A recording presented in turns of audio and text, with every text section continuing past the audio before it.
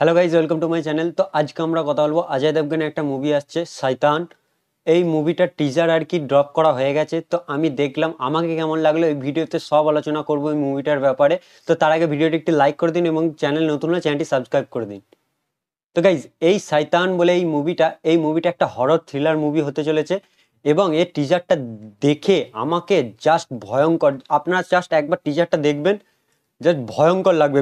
বিশেষ করে আর মাধবন স্যারের এই যে ক্যারেক্টারটা, তার যে ডায়লগ, তার যে মনোলগটা, মানে সে যে দিচ্ছে ডায়লগ ডেলিভারি, একদম ভয়ঙ্কর। জাস্ট একবার দেখবেন। আর গাইজ, এই মুভিটা একটা গুজরাটি ফিল্মসের রিমেক আর কি। তো ওই মুভিটার নাম হচ্ছে ভাস, ওই ভাসেরই রিমেক এটা। কিন্তু ওই ভাস মুভিটা, এটাতে হিন্দি ডাবিং ছিল না, একটা গুজরাটি ফিল্মে হিন্দি ডাবিং ছিল না এবং অনেক অডিয়েন্স জানেও না এই মুভিটার ব্যাপারে। তো তারই রিমেক একটা বার করছে এই শয়তান বলে মুভিটা। তো এই মুভিটার স্টোরিটা হালকা একটু বলে দিই।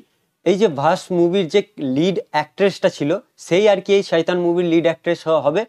গাইজ, এই যে আর মাধবনের যে ক্যারেক্টারটা, সে হচ্ছে একজন তন্ত্রমন্ত্র করে একজন, এবং একটা ফ্যামিলির ওপর তার নজর পড়ে, যেটা আর কি এই অজয় দেবগন ফ্যামিলির আর কি ওপর নজর পড়ে। তার মেয়েকে সে একটা ওয়াসমে করে নেয় আর কি, আর কি তাকে কন্ট্রোল করে এরকম।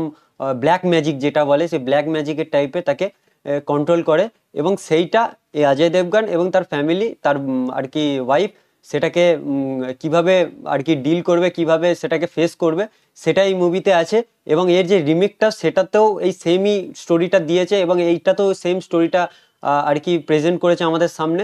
তো টিজারটা আমাকে দারুণ লেগেছে, কারণ একটা ভয়ঙ্কর একটা ভাইব ক্রিয়েট হবে আপনার, মানে একটা হরর এলিমেন্ট দিয়েছে যেখানে আর মাধবন স্যারের যে ভয়েসটা, উফ, একদম দারুণ দারুণ, জাস্ট দারুণ। আর গাইজ, এই মুভিটা আমাদের কাছে নতুনত্ব লাগবে, কারণ এই মুভিটা, এই ভাস মুভিটার ব্যাপারে অনেকজন জানে না। আপনারা যদি দেখে থাকেন তাহলে কমেন্ট বক্সে জানাবেন ভাস মুভিটা আপনারা দেখেছেন কিনা। আমি তো দেখিনি এখনো পর্যন্ত, আর আমি দেখবো না আমি, কারণ শয়তান এই মুভিটা নিয়ে খুব এক্সাইটেড।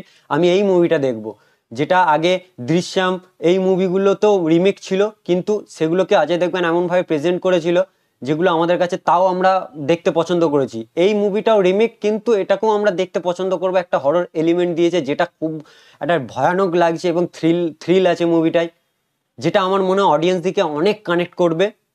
আর গাইজ, টিজারটা তো খুব ভয়ঙ্কর টিজার ছিল। আমি তো বারবার বলছি আপনারা একবার জাস্ট দেখে আসুন টিজারটা।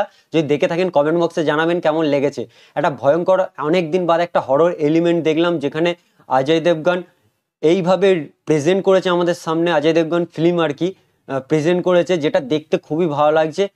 এবং সব থেকে টিজারের সব থেকে বড় জিনিস হচ্ছে, যেটার জন্য আর কি টিজারটা একটা লেভেলের উঠেছে, সেটা হচ্ছে আর মাধবনের ক্যারেক্টারটা।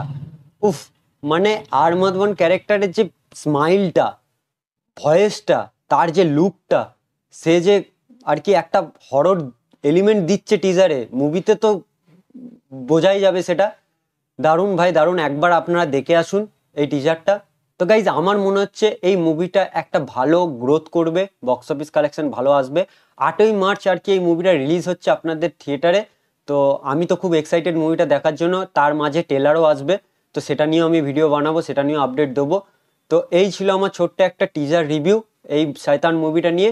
তো ভিডিওটি ভালো লাগলে অবশ্যই একটা লাইক করবেন এবং কমেন্ট করে জানাবেন।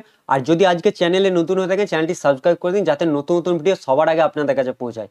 তো চলুন গাইজ, নেক্সট একটা ভিডিওতে দেখাবে নেক্সট একটা আপডেট রিভিউ নিয়ে।